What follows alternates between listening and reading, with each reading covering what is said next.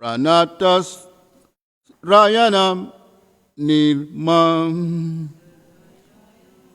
Nirnam Sarayanam Karuhanavam Karuna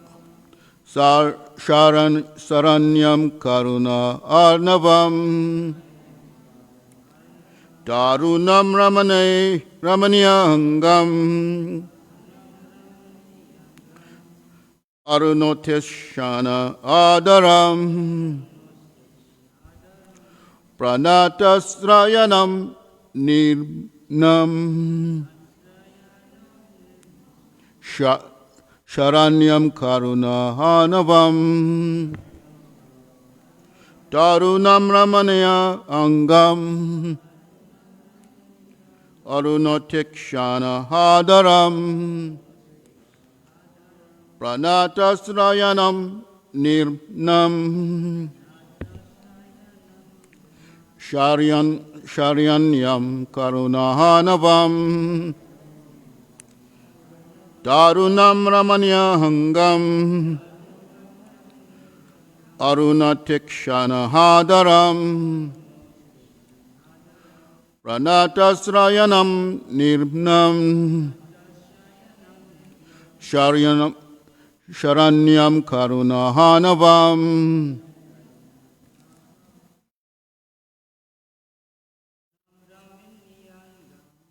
Tarunam Ramanyam Angam Arunostekshana Hadaram Pranatasrayanam Nirnam Sharanyam Karunahanavam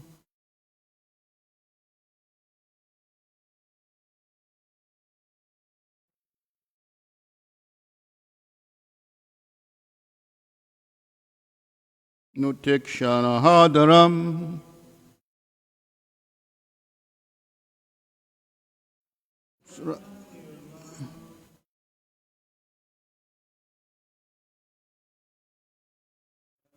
Karunahanavam Pavan Tarunam Ramanayahangam Arunatekshana Hadaram Pranatasrayanam Nirnam Sharanyam Karunahanavam. Others? Tarunam Ramaniyahangam Arunatekshana Hadaram Pranatasrayanam Nirnam Shayanam Karunahanavam Tarunam Ramaniyahangam Arunatekshana Hadaram Pranatasrayanam Nirnam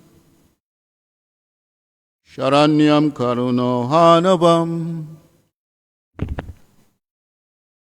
Karunam youthful Ramaniya attractive Angam all parts of the body Aruna Ashta lips pinkish like the rising sun Ikshana Hadaram eyes of the same nature Pranatha, one who is surrendered.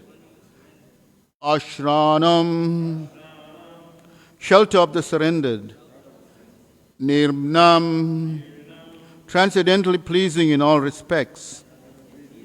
Sharanyam, the person unto whom it is just worthy to surrender. To whom it is just worthy to Karuna, merciful like. Anavam, the ocean. Translation and purport by His Divine Grace. A.C. Bhaktivedanta Swami Srila Prabhupada ki. Narad Muni continued, the Lord's form is always youthful. Every limb and every part of His body is properly formed, free from defect. His eyes and lips are pinkish like the rising sun. He is always prepared to give shelter to the surrendered soul. And anyone is fortunate as to look upon him feels all satisfaction. The Lord is always worthy to be the master of the surrendered soul, for he is the ocean of mercy.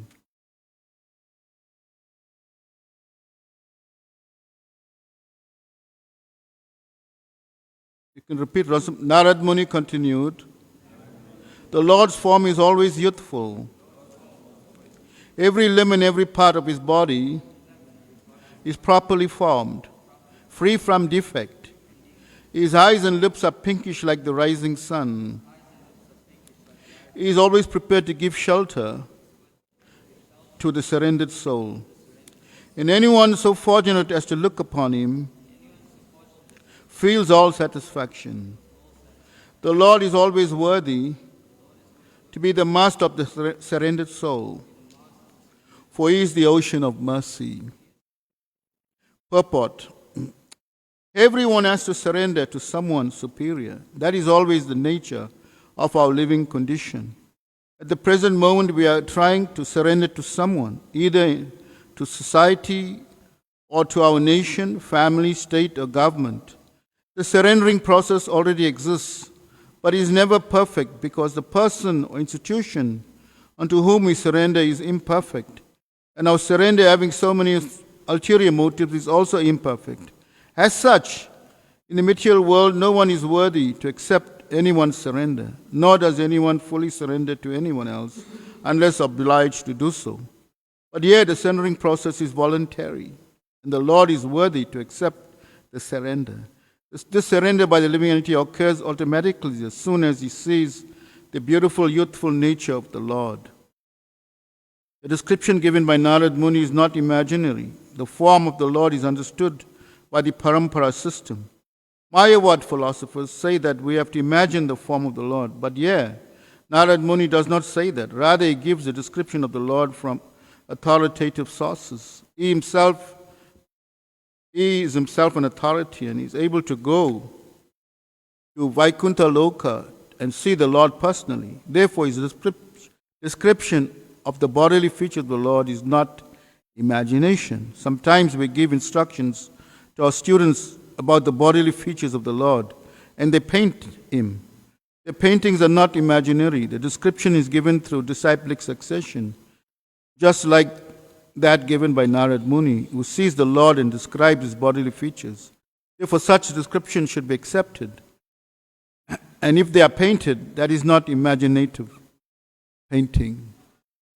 Om Jnana Timirindasya Gyananjana Shalakaya Chakshurumalitam Jaina Tasmai Sri Guruve Namaha Sri Chaitanya Manobishtam Stapitam Jaina Bhutale Vayam Rupa Gadamayam Dadati Swapadantikam Vandeham Sri Guru Sri Yuta Padakamalam Sri Gurun Vaishnavamscha Sri Rupam Sagrajatam Sahagana Raghunath Anvitam Tam Sajivam Sadvaitam Savadutam Parijana Saitam Krishna Chaitanya Devam Sri Radha Krishna Padan Sahagana Lalita Shri Vishakhan Vitamscha Hey Krishna Karuna Sindhu Dina Bandhu Jagat Pate Gopisha Gopika Kanta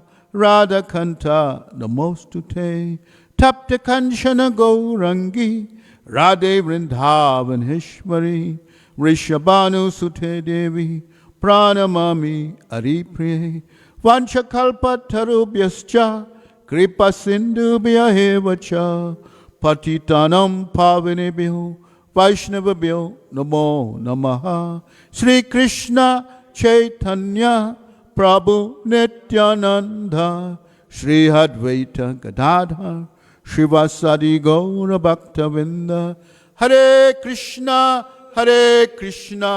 Krishna Krishna Hare Hare Hare Rama Rama Rama Hare Hare. That is voluntary surrendering.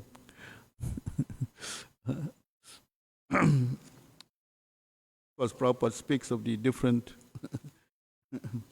means of surrender in the material world, but chanting Hari, naturally we want to, we feel we want to surrender to Krishna.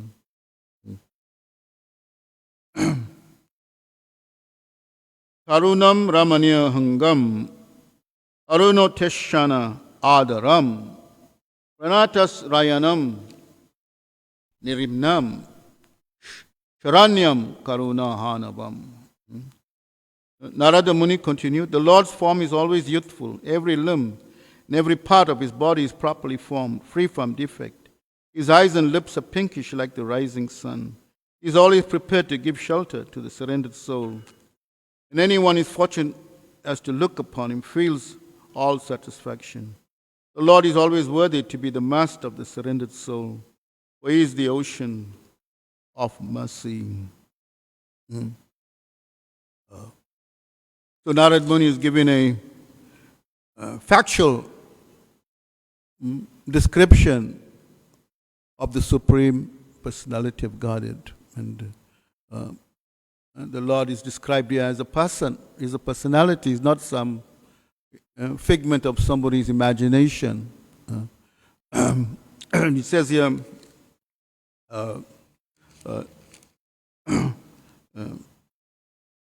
Narad Muni, we know, is the son of. Who is he the son of?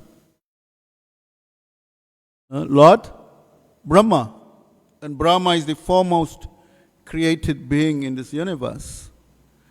It is said in the Bhagavatam, when Brahma first saw the Supreme Lord, they shook hands. You know that? It's mentioned in the second canto. They shook. So shaking hands is not a Western concept. They shook hands, yes. So can you shake hands with something abstract or something you can't see? No, obviously Brahma was face to face with the Supreme Lord, person. And in the Brahma Samhita we have wonderful descriptions, which we have every morning during the Darshan Arati. Very nice of Venam Kwanantam Aravindam Dalaita Shaksham Bharavatam Sham Astim Buddha Sundarangam Kanda Pakoti Kamaniya Vishesha Shobham Govindam Hari Purusham Kamaham Bhajami. So Brahma is praying like that. I worship Govinda, the primeval Lord who is adapted playing on his flute with blooming eyes, like lotus petals, with head decked with peacock feather, with a figure of beauty tinged with the hue of blue clouds, and his unique loveliness charming millions of cupids. Srila Bhaktisiddhanta Prabhupada took it verbatim. He didn't add or subtract it. As Bhaktisiddhanta, so sometimes the English is it's like King's English, where you need a lexicon, what's that, a dictionary, when you're reading these purports sometimes. He says, the matchless beauty of Krishna, the Supreme Lord of Golok, is being described. Krishna, the all-pervading cognition, as a spiritual form of his own. The form of Krishna is not a fanciful creation of imagination. The form of Krishna is not a fanciful creation of imagination. Formed after visualizing the beautiful things of the world. What Brahma saw in his ecstatic trance of pure devotion is being described. Krishna is engaged in playing his flute. That flute, by his enchanting musical sound, attracts the hearts of all living entities. Just as a lotus petal produces a pleasant sight, so the two beautiful eyes of Krishna, who causes a manifestation of our spiritual vision, displays the unlimited splendor and beauty of his moon-like face. The loveliness that adorns his head with peacock feather figures the corresponding feature of the spiritual beauty of Krishna, just as a mass of blue clouds offers a specifically soothing, pleasant view. The complexion of Krishna is analogously tinged with a spiritual dark color. The beauty and loveliness of Krishna is far more enchanting than that of Cupid, multiplied a millionfold. So Krishna is the attractor. Even Cupid is attracted. He is Madan Mohan. He is described as Madan Mohan because he is the attractor even of Cupid by his beauty. There's a nice picture of Krishna. He's admiring himself. See there? He's so enchanted by his own beauty. Can you see that? He's been attracted by his own beauty. Yeah, and there's another verse. All these are wonderful prayers by Brahma. Advaitam Achyutam Anadim Anantarupam Adyam Purana Purusham Navayovanam Cha Vedeshu Dulabam Adulabam Atma Bhakto Govindam Adi Purusham Tamaham Bhajami. I worship Govinda, the primal Lord, who is inaccessible to the Vedas, but obtainable by pure unalloyed devotion of the soul, who is without a second, who is not subject to decay, is without a beginning, whose form is endless, who is the beginning and the eternal Purusha, yet he is a person possessing the beauty of a blooming youth. Nava Yovanam means he's always youthful. If we look at pictures of Krishna, he's always very, very youthful. There's no picture of him looking like an old man with long flowing beard, looking with wrinkles. No, there's no picture like that. Like the others portray, like, who's that famous painter? Michelangelo was painting on the Sistine Chapel, God with long flowing beard, isn't it? Or like a whole ancient person. No, he's not. He's not. And even in Bhagavad Gita we see Krishna looks. Does he look old? So that when he spoke Bhagavad Gita, he was already a grandfather. He was like something like 120 years old. And say Arjuna was contemporary, about the same age. But we don't see him looking. Therefore, it's described by Brahma as Nava Yovanam, ever youthful, yes. He's the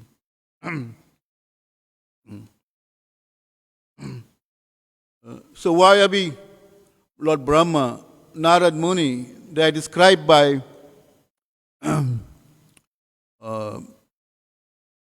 Yamaraj.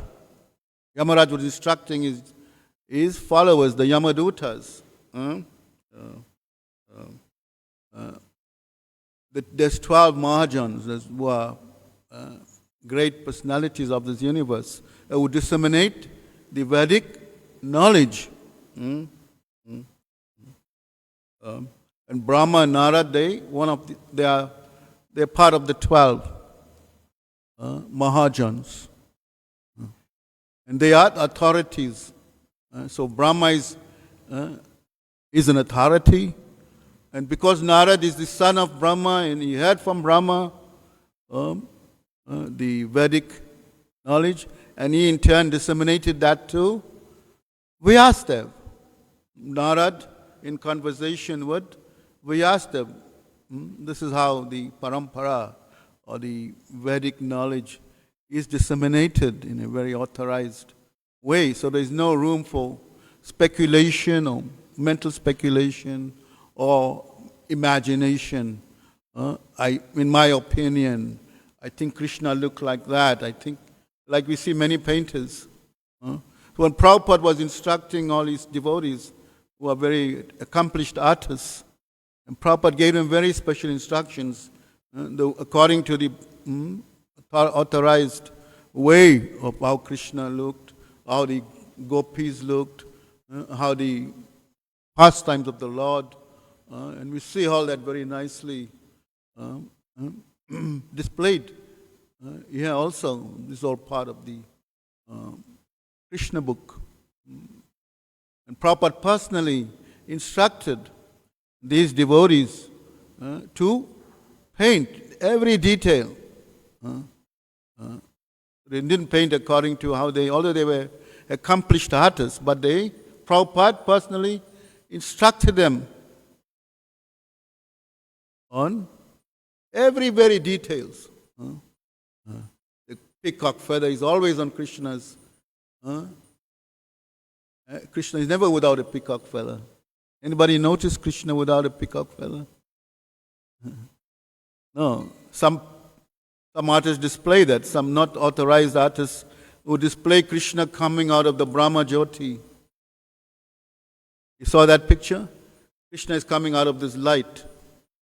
But that is not what is authorized picture. That's not what Krishna is saying in Bhagavad Gita. Krishna is saying, Brahmanoi Pratishtham, I am the source of the Brahman effulgence. The other way around, not that Krishna is coming, or the Brahma Jyoti is the source of Krishna. No, so sometimes they mislead. They give us wrong. So we should follow. This is Prabhupada spend a lot of time, a lot of energy on the details of how we should present these pictures. Prabhupada mentions that in his purport. Yeah, towards the end of the purport. Mahajans. We must follow in the footsteps of these great Mahajans. And who is the source of this knowledge? He says, again, Yamaraj instructing the Yamadutas. Dharmam tu shakshat bhagavat pranitam. The sixth canto of Bhagavatam. Religious principles are enacted by the Supreme Personality of Godhead. Real religious principles are enacted by the Supreme Personality of Godhead. Dharmam tu shakshat bhagavat pranitam. Prabhupada quotes that sometimes in the Bhagavad Gita, many times. The source is coming from the Supreme Personality of Godhead. So there's a very authorized way of receiving this knowledge and revealing it. Revealing it, like Narad Muni is revealing this pastime, this beautiful description of Krishna to Dhruva Maharaj. If we read the pastime of Narad when he was recounting his story, before that he was a Gandhava in the higher planets. And due to some curse, he was cursed to take birth in the womb of a Sudra woman.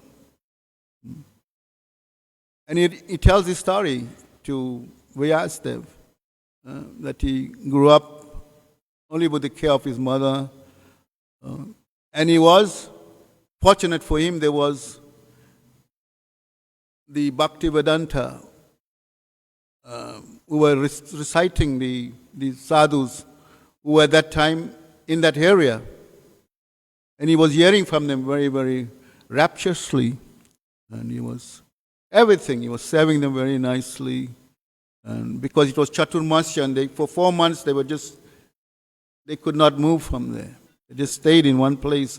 And what were they doing? They were disseminating Bhagavat Katha. And this is how he heard. Then at some point his mother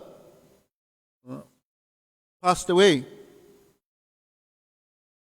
And he did the last rites of his mother. He was just 6, 7 years old. And he carried on his journey, looking, searching, like that. At some point he performed the yoga practice.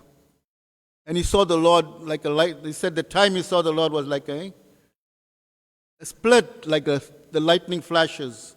In that split, he saw the Lord face to face. And within that time, the Lord vanished again.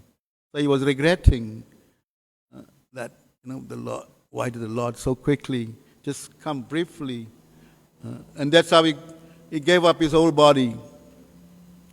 And he got the body of Narad Muni. So he reveals the story. We asked them. Yeah. So now he's in Chinese. He's telling Dhruva Maharaj what he heard from his father and what he saw personally himself, his personal revelations of the Lord.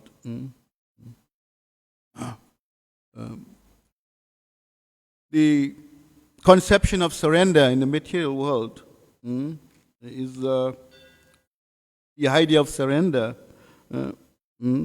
One surrenders either out of obligation or in a situation where one is attracted to some male, female, one becomes surrendered in that way by attraction, by some joint effort, which is based on the sense perception, and one is motivated like that. Surrender forced by some enemy, some powerful country comes and conquers your country. Jai Sri Sri Radharadhanath ki, Sri Giriraj Govardhan ki, Sri Gaurangama Prabhu Gaur Hari ki, Jai Go Premanandi.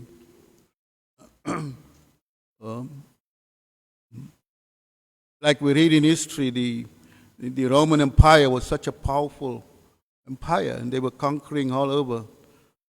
So, in the conquering, they either killed or they enslaved. They brought slaves. They made the people slaves, and this way, out of fear of death, they had to surrender. We see that throughout history, and we see even in India, when the Aurangzeb, the son of Shah Jahan, when they were ruling that part of India, in India was under subjugation again.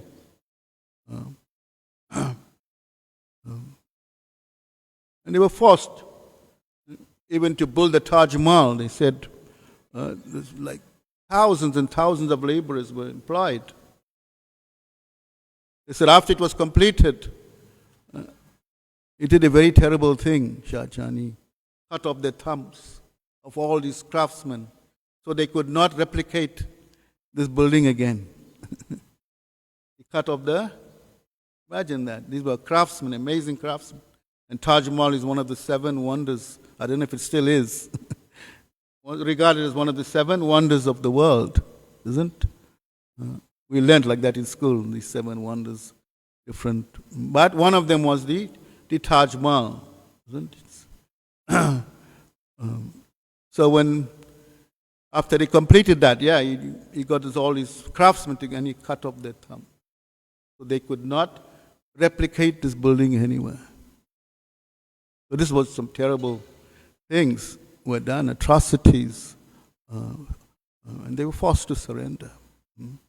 Even in the time of Lord Chaitanya, the 2 brothers, they were in employ of, they gave up their Brahminical culture, Rupan Sanatan, and they took employ of the Nawab Hussain Shah. This was in the 1400s, 1500s. So they had to give up their culture and adopt a culture of, they have even adopted new names, isn't it? They got Muslim names. Kabira Khas, Sakira Malik. And as a result of that, they were ostracized by the Brahmin community. So out of subjugation, although they had very high posts, but still, they were under some surrender. They had to surrender to the Nawab by all means. But deep in the consciousness, they wanted to be with Lord Chaitanya, which they did later. They had to escape by some trickery and bribery. They escaped the Nawab out of fear for their lives or their families' lives. So this is when those who are tyrannical or dictators, they subjugate the people and they're forced out of surrender. To surrender. In the if you studied English history, there was one great, what was his name? Wow.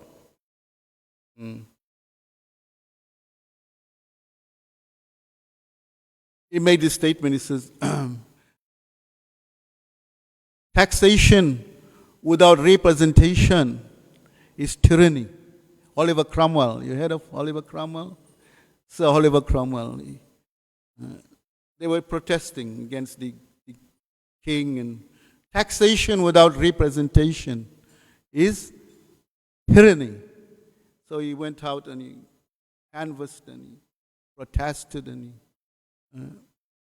after some time, the king relented. So he fought for that. And later we see in India also, later the British came to colonize India. And India was under British rule for like 200 years. And they had to compromise their culture. The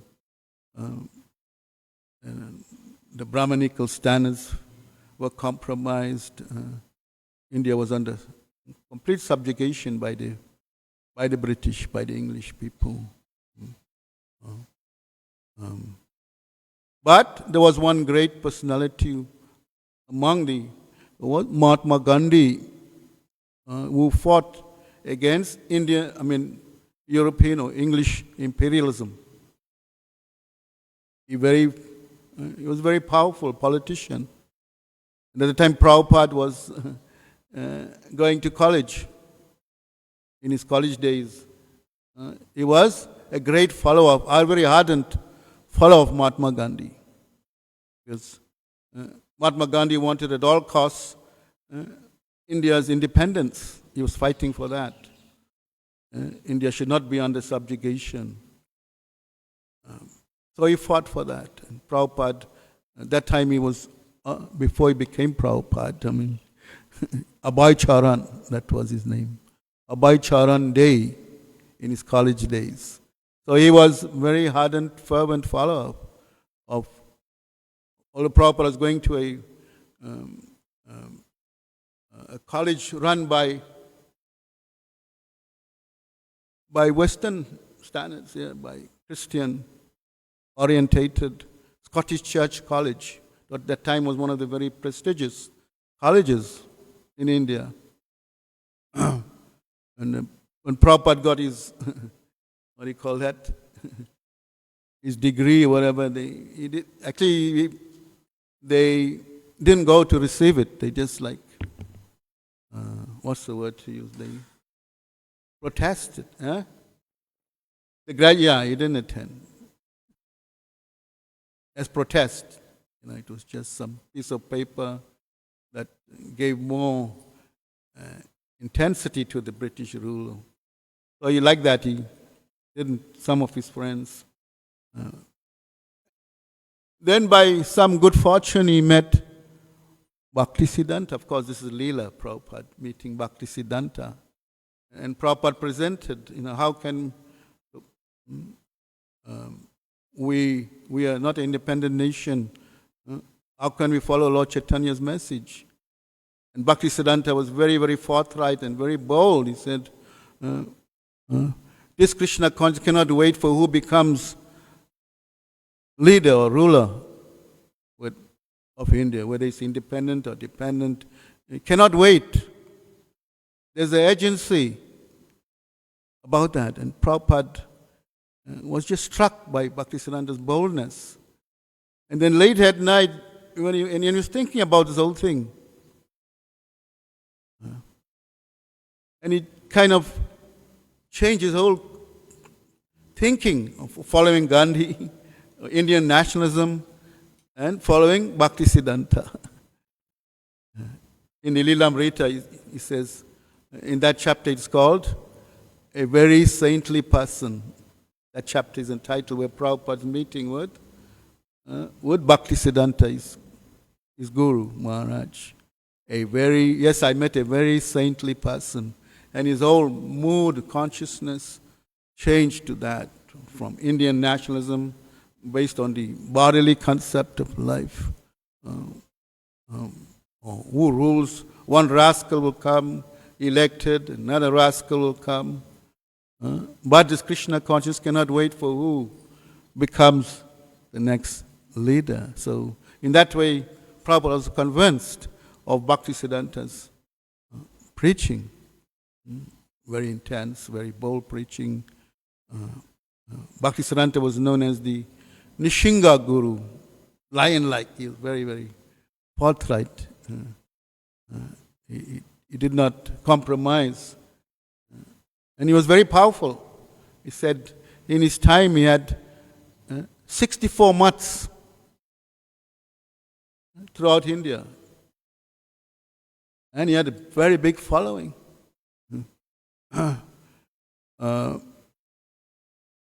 One time I was in Mayapur, I was going on parikrama, just on the pathway to the yoga pit. And one devotee, he was a local from there, he was telling me, this road was built overnight. The time when Bhaktisiddhanta was,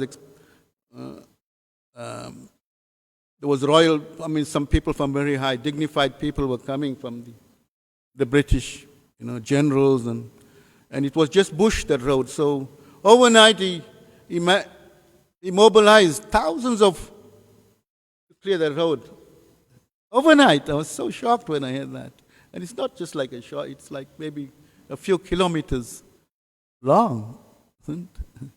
That's how powerful he was. He mobilized all his, and they cleared that, made it a very nice road for the royalty or the dignitaries to come. So he was thinking big from that time. He was always he was thinking of, talking about Sankirtan, he was hiring a big ship. That's how he was, even hiring a ship to move the devotees around. Yeah. And he dressed very smart, very, how should I say, whatever the occasion, he would dress in like expensive watches, nice suit. You'll see sometimes pictures of in a very nice suit. Isn't? So all this was used for preaching. He had that forefront of his mind was how to make impression.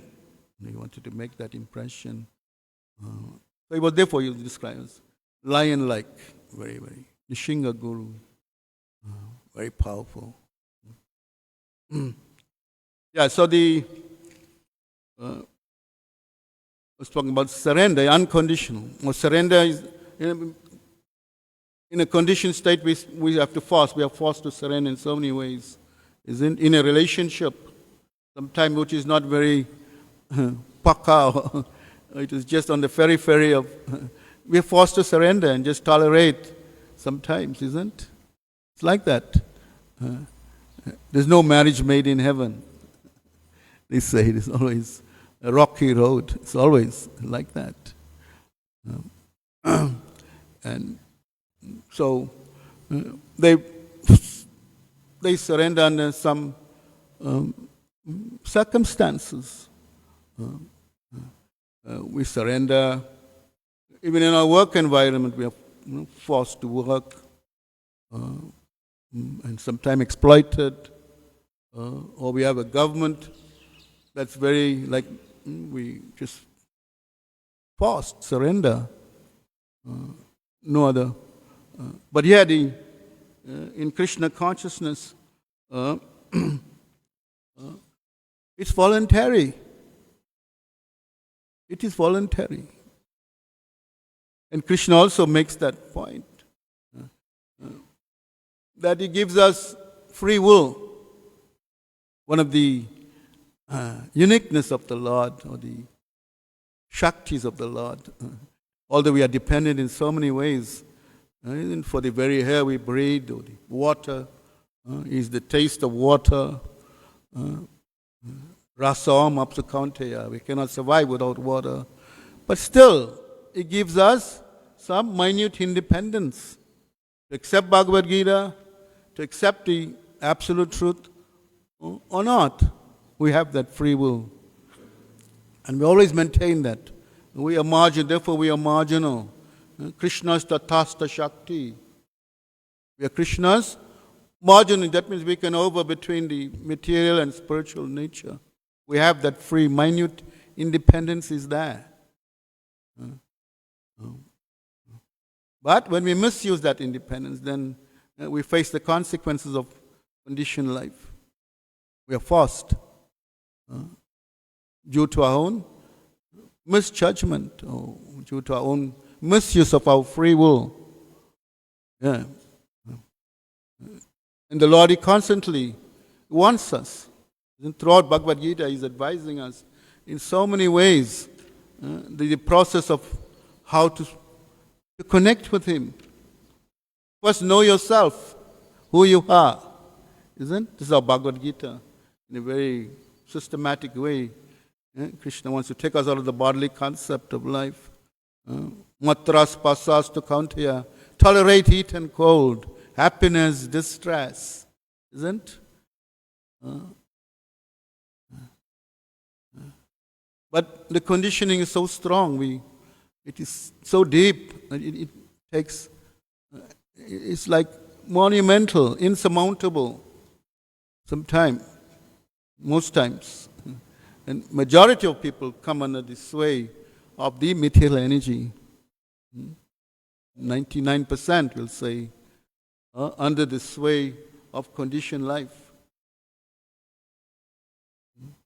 And the suffering.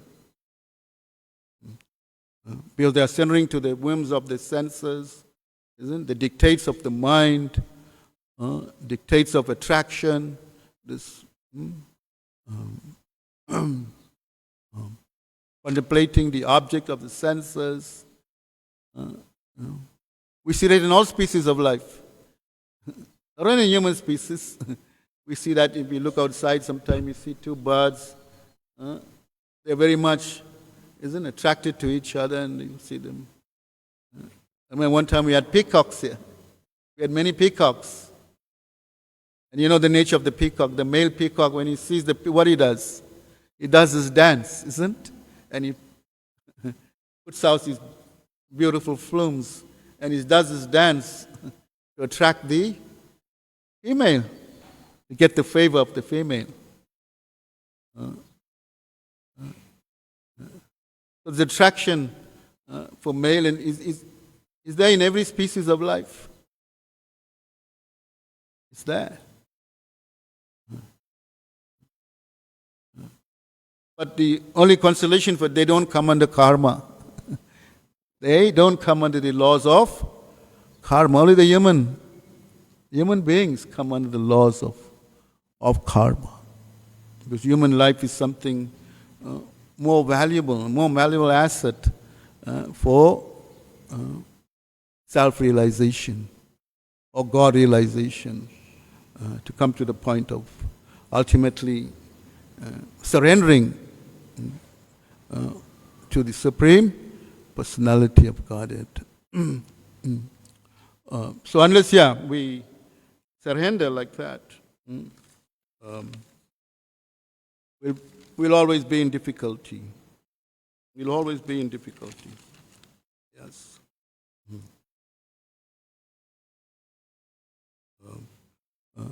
So in the Bhagavad Gita, Krishna is saying, somebody, yayatamam prapadyante.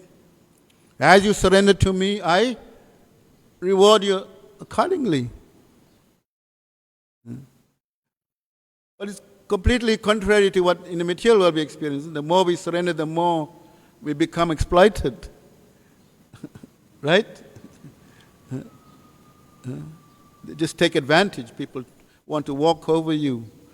They want to tramp you, take advantage of your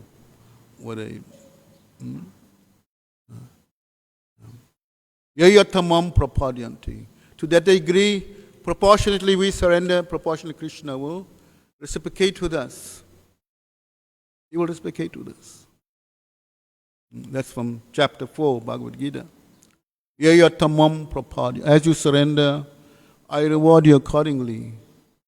So you surrender 1%, 2%. Krishna, proportionally, he also rewards us. So that is the uniqueness of devotional service. That we perform it voluntarily. We're not forced. Krishna doesn't force us.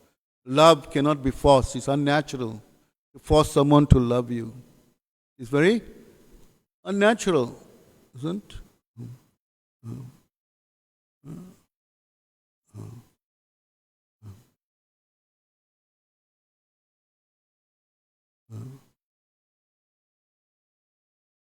So voluntarily, we accept the process of Krishna consciousness. Krishna wants our unconditional surrender. Ultimately, he wants our unconditional surrender, unconditional love, unconditional service, unconditional motivation, unconditional interruption, like that.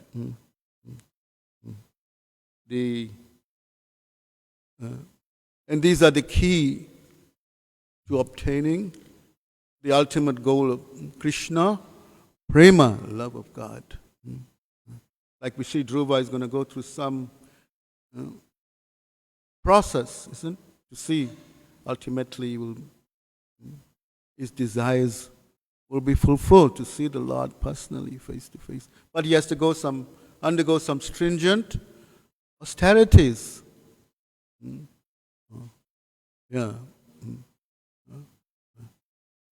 Like Rishabdev, in the 5th canto, Rishabdev, he had 100 sons, but he was a very enlightened king. And what he's telling his sons to do? Don't get into household life. Don't get into, he's telling his sons, don't get into household life.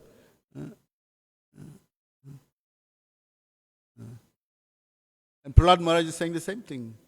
Griya meri sutam sukam itucham.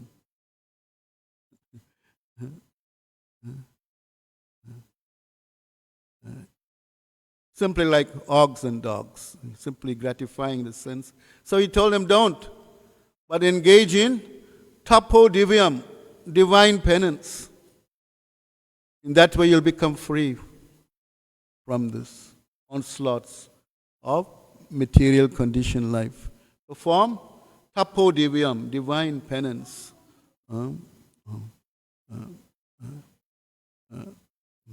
So for us, a very special concession in this Kali Yuga. Lord Chaitanya Mahaprabhu has given us a very special concession. As in previous ages, that undergo such stringent ways to come to, ultimately to understand God, or realize self-realization. But in this Kali Yuga, a very simple but very sublime process is there. To surrender. How fortunate can one be? How unfortunate one does not heed to that instruction. How unfortunate is he? Like Lord Chaitanya is praying in the Shastakam. Although you've given us all these names which are so invested with your potency, still I am so I have no attraction for them. In his humility he's praying like that. But I have no attraction. Unfortunate as I am, I have no attraction for them.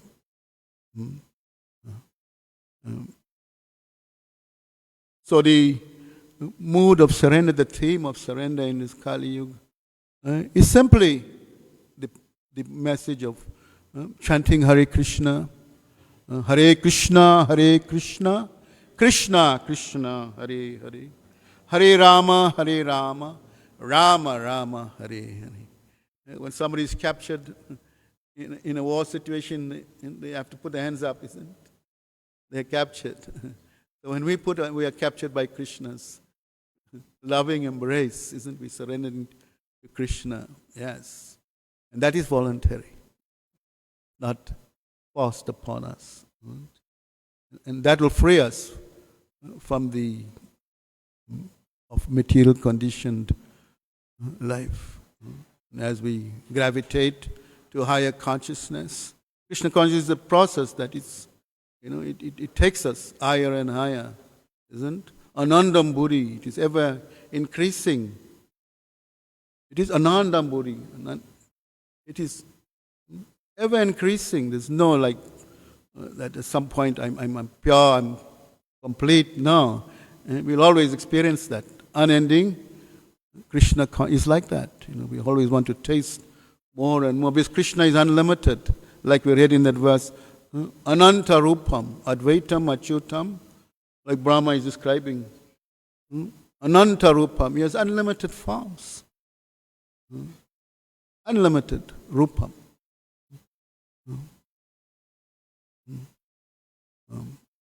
So this is the key of surrender, that we take to this process and follow the great Mahajans.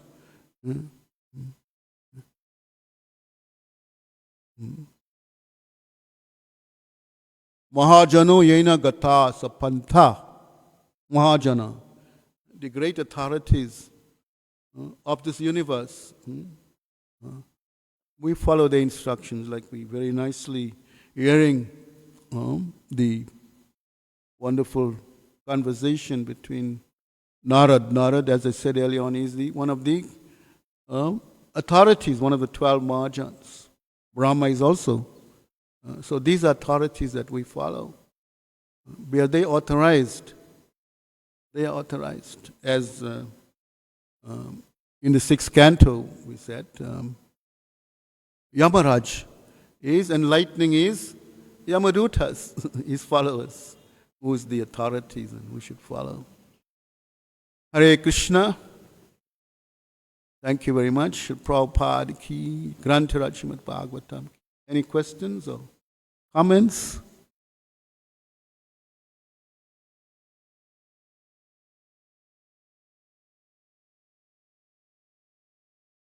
Hare Krishna, Jaisacinandana Prabhu. I was wondering, how do we bridge the gap within our devotional service, between serving Krishna out of duty, just doing it because, Krishna will want it, and actually doing something for Krishna's pleasure, having that consciousness. Well, as explained in the Nectar of Devotion, initially we have to perform Vaidhi sadhana. What? Vaidhi, that means it ought to be done for you to come to the point of spontaneous attraction. That will gravitate to that at some point.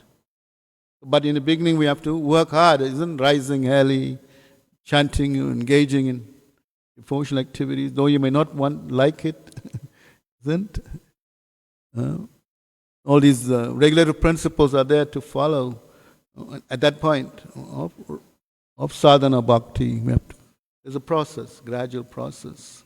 And if we follow that very nicely, then we will eventually get like the inhabitants of those raga atmikas, isn't? We cannot imitate them, but we can. Anuga means to follow. We can follow in their footsteps. Anuga. Raga, anuga. We will get that attachment, rag, like the gopi, spontaneous attraction for Krishna, Krishna's cowherd friends, isn't the Mother Yasoda, Nanda Maharaj, the pure devotees of the Lord, they have the spontaneous. So just by serving them or hearing these wonderful pastimes, like Krishna's, Krishna is described in, there are just 64 qualities. But up to 60 is the qualities of even his incarnations. Narayans and the Vishnus, and of course the demigods, up to 60. But the 4 qualities that make Krishna unique, described in the Nectar of Devotion, you may know them, isn't? What are the 4 that distinct from these others, that make Krishna stand out as the summum bonum, isn't? like Vyasadeva is describing Krishna as, ete chamsha kala pumsam. Although there are so many parts, incarnations, and expansions of expansions, but Krishna's too, Bhagavan Swayam. Krishna is the supreme, is Swayam Bhagavan, is the supreme absolute truth. But what makes him distinct is these four qualities that are mentioned in Nectar of Devotion. Krishna performs a wonderful variety of pastimes, especially his childhood pastimes, and we all relish that, isn't it? Krishna stealing butter, Krishna is being chastised by his mother, Krishna fighting with demons in his youth, isn't it? All the wonderful pastimes, and these are all very nicely presented here, that we can relish. So he performs wonderful variety of pastimes, one of these qualities.